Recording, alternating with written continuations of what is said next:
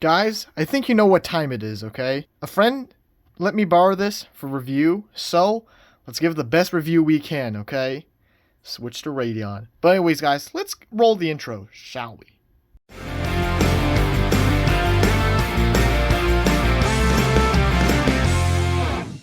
Since he gave me this in a box, I want to make sure that, when I take the graphics card out, I don't damage the box. I don't know which side to open it up from. I am going to guess here, okay? Because it's already been opened before, obviously, because, he was using this card for for about a month, especially in the live streams, so yeah. Oh god, that's a bit of a fold. Come on. Hate GPU boxes. There you go. Okay. Yeah, I think this fold was probably already there, which is why, yeah. Alright, let's go ahead, take it out. Okay, careful. Alright, you also get to see me unbox the RX 9060 XT, because my friend gave it to me in the box, so yeah. Alright, let's go ahead, put this box away. Let's look inside.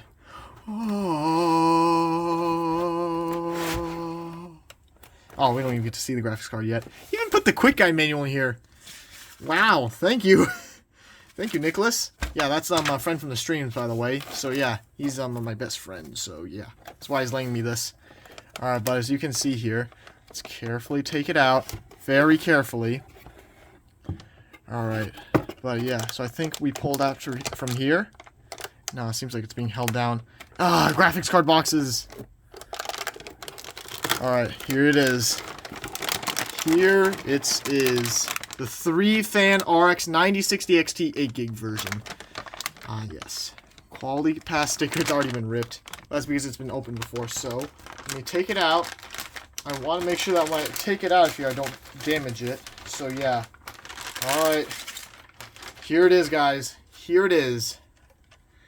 What is this?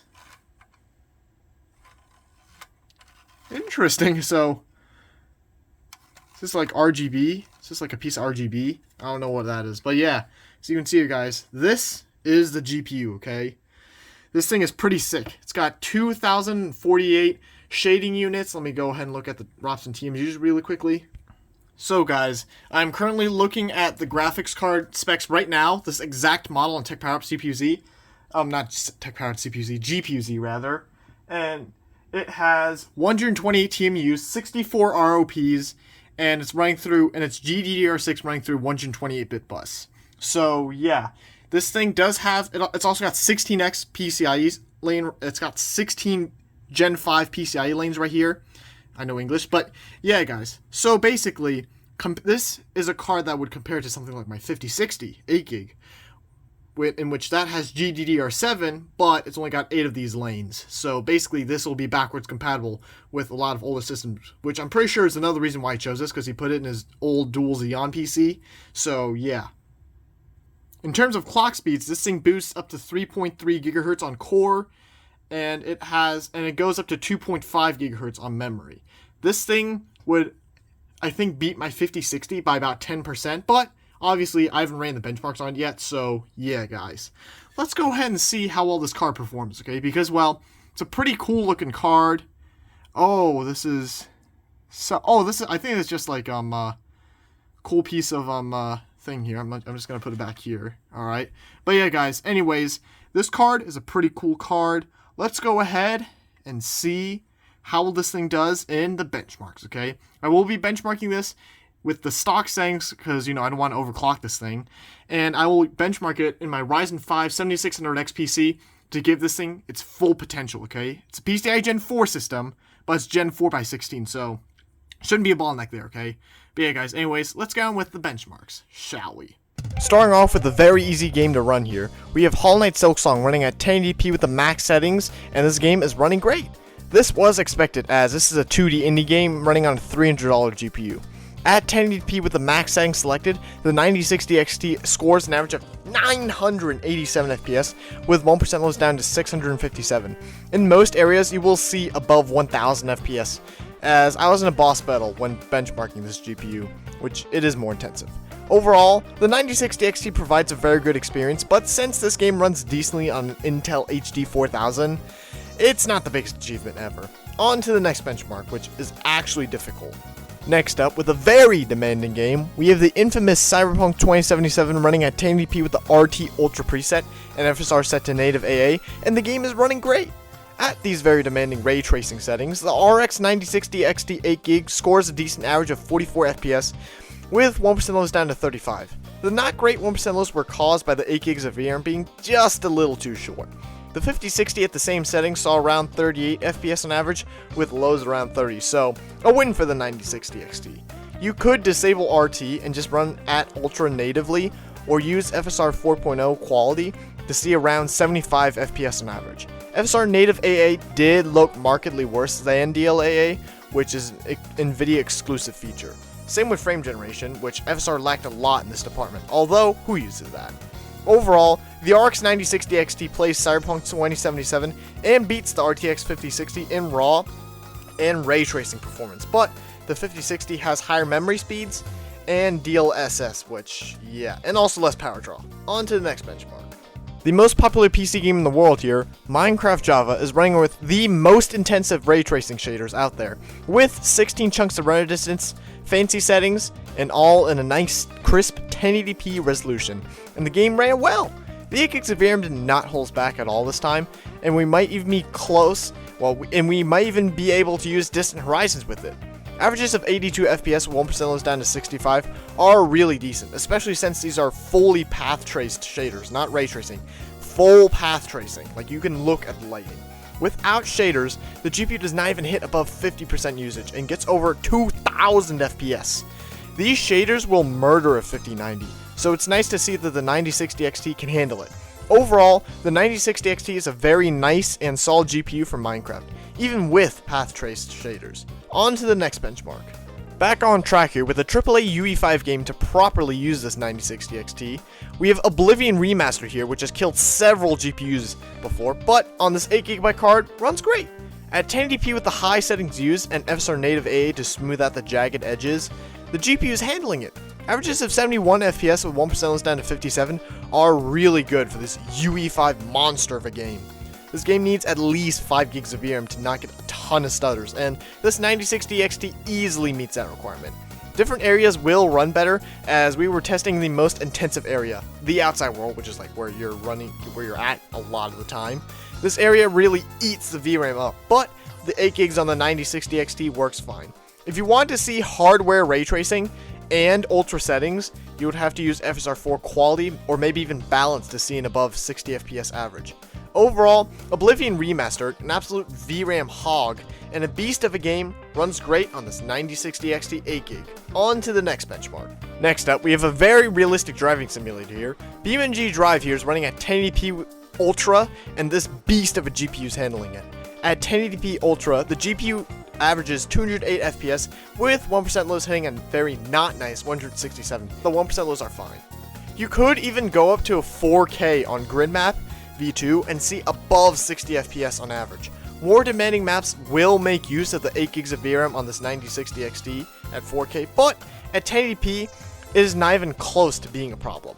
You could also spawn AI traffic, which in BeamNG is very demanding on CPU, RAM, and VRAM. Overall, BeamNG, no matter what situation you are in, this 9060 XT 8GB will handle it. On to the next set of benchmarks. Next up, with another really demanding AAA UE5 unoptimized ray tracing required title, jeez, that was a lot to say, we have the Doom the Dark Ages running at 1080p with the ultra nightmare settings and the 1.5GB textures, and the game is running great. The 8GB VRAM was just enough for this game, as this game is a VRAM hog. At these very intensive settings, the 9060 gets an average of 73 FPS with 1% lows down to 56. This is a better result than the 5060, which got 69 FPS at the same settings. Nice. Different areas of the map will affect the frame rate for the better or worse. More lighting sources will also drag down the FPS. Overall, for Doom the Dark Ages, the RX 9060 XT definitely handles it. On to the next benchmark. Next up, we have the most popular esports game in the world here, Counter-Strike 2. This is a decently intensive game, and it is running at 1080p low with 8x MSAA, and the game is doing really well. Averages of 297 FPS with 1% of hitting 193 is really good. The CPU was a bottleneck in some cases, aka my Ryzen 5 7600X, as the GPU hovered between 80 to 100%, so a more powerful CPU could see this GPU hitting above 300 FPS on average. Different maps and number of opponents will see the FPS fluctuate slightly, but overall, this 9060 XT rather, handles CS2 like a beast and provides a very usable competitive experience, even at 1440p and maybe even 4K. On to the next benchmark. Next up, with the Ray Trace Remaster Classic, we have GTA 5 Enhanced here, which provides GTA 5 with ray tracing, and this GPU can handle the game, even with them rays being traced. At 1080p with the max RT preset and FSR set to native AA, we saw a consistent above 60F experience. Those averages were 77 FPS with 1% lows hitting 56. The slightly low 1% lows were caused by Jack's Hill when we went to it, as there is a lot of foliage there that can take down even an RTX 5090. Sort of. The 8 gigs of VRAM was not at all bottleneck, as the max RT preset, even with FSR native AA, uses only 6 gigs of VRAM. Overall, GTA 5 Enhanced, Legacy, and the online versions of both are very playable in this brand new AMD beast. On to the next benchmark. Next up, with the game that the RX 9060 XT destroys the 5060 at, and technically a classic, we have Doom Eternal, which I still cannot believe is now 6 years old. At 1080p with the max RT settings used, we saw a high refresh rate experience. Averages of 164 FPS with 1% of 124 means that the game is very smooth. Doom E really does benefit from high frame rates, as the game will feel really fast paced and cool.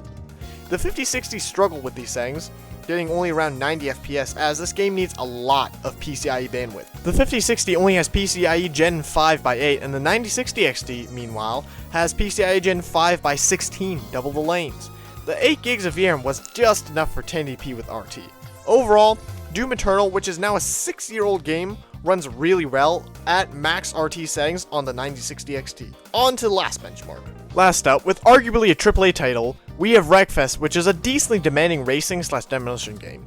Running at 1080p with the pure ultra settings, averages of 297 FPS with 1% lows down to just above 200 being 207 are very decent. The 8 gigs of VRAM was not an issue here, as the map I chose was not an insanely big mod map.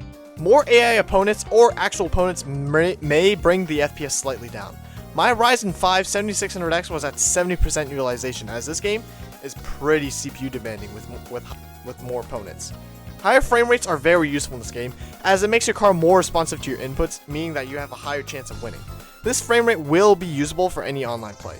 Overall, both versions of the 9060 XT, including the 16GB one, which I will test in a future video, can run the crap out of Wreckfest. On to the conclusion. In conclusion, how well does this GPU perform? Well, even though it's got 8 gigs of VRAM, it'll still play every game at 1080p high or 1440p medium, depending on the game, and some older games like Wreckfest or easier to run games, well BeamNG isn't really easier to run, but some easier to run games like Hollow Knight Silksong will play perfectly at 4K. Now, how does this compare to the competition from Nvidia, the 5060, which actually they're both priced at exactly $299, well, MSRP wise anyways. In reality, the 9060 XT is like $10 more expensive right now. But compared to the 5060, the 9060 XT destroys it in raw performance and even ray tracing performance as well. You know, the 9060 XT has the really good AMD ray tracing cores, which are much better than the previous gen RDNA 3's ray tracing cores, and in terms of raw performance, it is definitely much better, okay? Although, AMD does lose in one thing here, memory bandwidth, and also DLSS. Oh, and also AI acceleration, but I mean, who really AI accelerates on their own card, unless we're like some organization or enterprise. But yeah, in terms of DLSS 4 and 5, which just released, they look much better than AMD's FSR 4, and 4.1, which I actually didn't get to test yet, but I'm still almost 90% sure that DLSS is still further ahead than AMD's FSR. In terms of memory bandwidth, they both do have the same 128-bit memory bus, but the 5060 has GDDR7, which does give it a slight lead. And actually, the 5050 is like $290 right now at these inflated prices, so don't get the 5050, okay? Get either the 5060 or the 9060 XT. Honestly, like, they both compare pretty darn closely. I mean, 73 versus 69 FPS at, what was it? Oh yeah, Doom the Dark Ages at 1080 Ultra Nightmare with 1.5 gigabyte textures. Yeah, these cards are very close in performance. It just depends on what you want. If you want to do some light AI accelerating tasks or streaming, go with the 5060. Actually, I'm not sure about streaming nowadays, but I knew that back then the NVENC was better than, what was it, VCE for AMD. But yeah, honestly, like these cards compare so closely to each other, and they have their own pros and cons. Just go for whichever brand you like more, I guess. I don't know. I personally went for the 5060 because I do want to do just a teeny bit of dabbling with AI, and I know that the 9060 XT's Rock'em or whatever it was called, it's not as great as just CUDA. So yeah. Anyways, guys, thank you guys so much for watching today's video. It means a lot to me. Make sure to like and subscribe. Join the membership if you can, although I'm not forcing you, obviously. And also, this is the first video that Nicholas is going to ever edit for me. So yeah, guys, leave in the comment section if you think Nicholas is a good editor and he deserves to be paid. Because I am paying him. It's just that since I haven't really earned that much money either, I'm not currently paying him. But I will eventually, okay, Nicholas? No worries. I know that you're seeing this. But yeah, guys, anyways, thank you guys so much for watching. See you in the next one. Have a nice day.